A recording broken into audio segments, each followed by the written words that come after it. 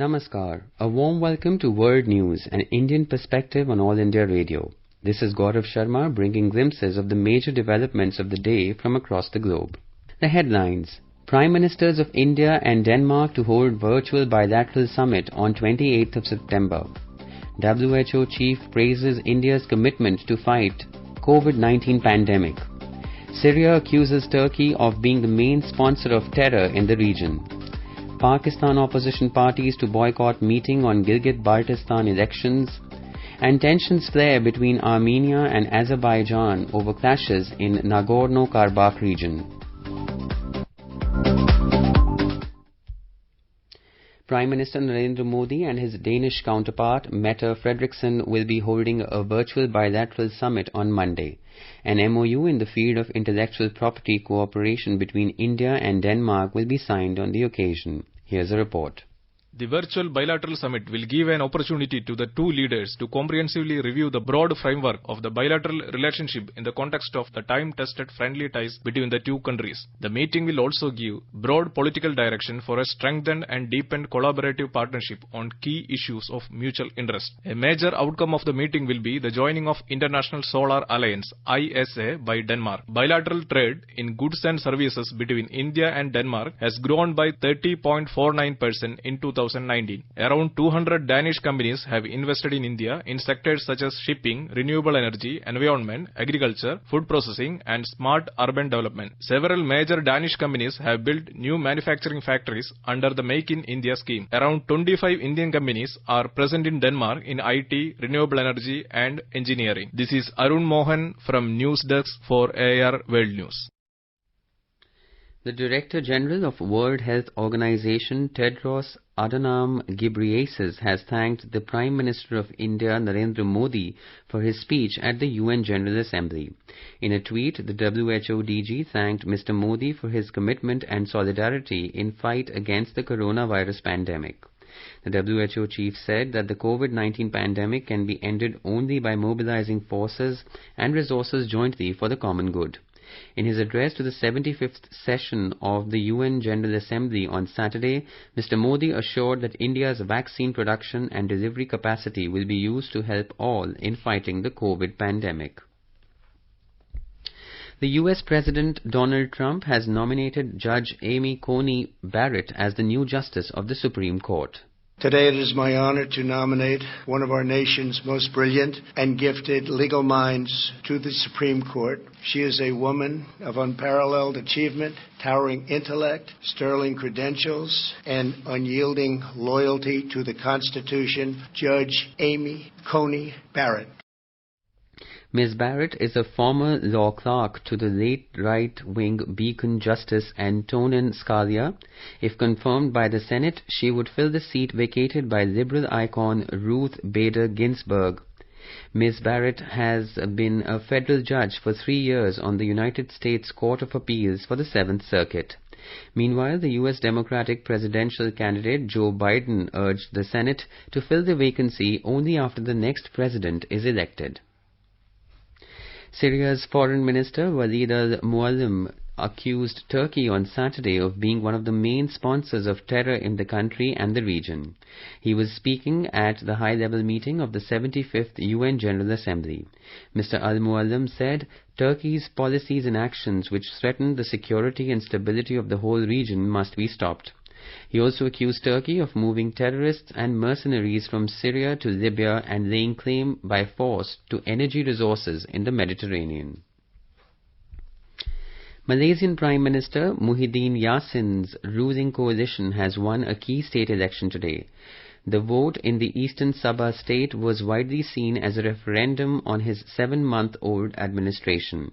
He came to power in March after forming an alliance with opposition parties following the shock resignation of his predecessor, Mahathir Mohamad. Analysts said the victory could push Muhyiddin to call for early national elections to bolster his coalition that has a thin 2-seat majority in the parliament. The win could also help Muhyiddin thwart a challenge from the opposition leader Anwar Ibrahim, who declared on Wednesday that he had secured majority support in the national parliament to oust Muhyiddin and form a new government. This is All India Radio giving you the world news. Pakistan opposition parties have decided to boycott a meeting to discuss the impending elections in the military-occupied region of Gilgit-Baltistan. The country's parliamentary leaders' meeting on Monday was convened by the National Assembly Speaker Asad Qaisar. Announcing the boycott decision, Pakistan People's Party Chairman Bilawal Bhutto Zardari said that the National Assembly Speaker and the federal ministers have nothing to do with the elections in Gilgit-Baltistan.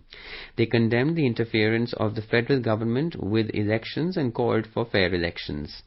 In response to Pakistan's decision to usurp Gilgit-Baltistan, India had responded strongly, saying that any action by Pakistan to alter the status of the military-occupied so-called Gilgit-Baltistan has no legal basis whatsoever and is totally void ab initio. Fighting between Armenia and Azerbaijan broke out on Sunday around the disputed region of Nagorno-Karabakh. The Armenian Defense Ministry said that they shot down 2 Azerbaijani helicopters and hit 3 tanks. However, Azerbaijan's Defense Ministry has denied it. Nagorno-Karabakh is an ethnic Armenian enclave within Azerbaijan that has been out of Azerbaijan's control since the end of a war in 1994. Both sides have heavy military presence along a demilitarized zone separating the region from the rest of Azerbaijan. Tensions last flared into open conflict in 2016 when both the sides clashed over the disputed territory for 4 days. One of the most severe outbreaks of fighting in recent times, at least 16 people from both the sides were dead in July. The Organization for Security and Cooperation in Europe has long been trying to mediate a settlement of the conflict, with diplomats from France, Russia and the US. The Yemeni government and the Houthi rebels reached a deal on Sunday to exchange 1,081 prisoners during the UN-supported talks in Switzerland. The UN Special Envoy for Yemen, Martin Griffiths, made the announcement at the conclusion of a week-long meeting between the Yemeni government and Houthi rebels in Switzerland. The deal will be implemented in 2 weeks as the International Committee of the Red Cross will oversee the transportation of the released troops to their families.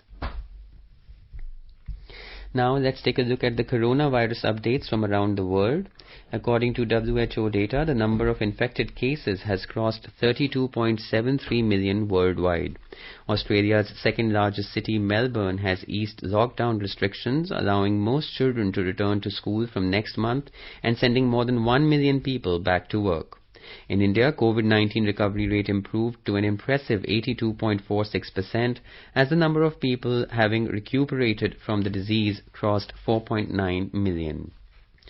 Moving on to sports, in Indian Premier League cricket, Rajasthan Royals sets a target of 223 runs for 2 wickets against Kings 11 Punjab.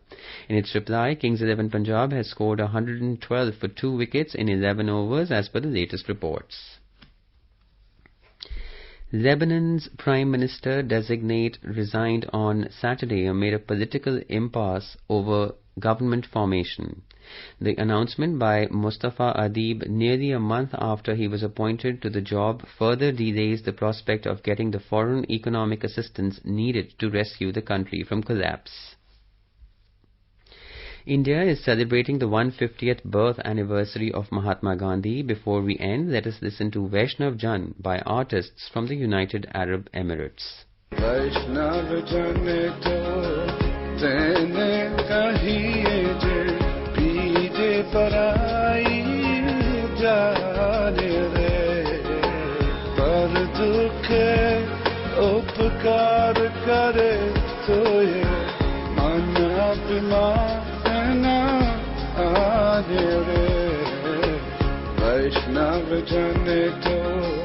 And with that, we end this bulletin. See you at same time tomorrow with the next edition of World News.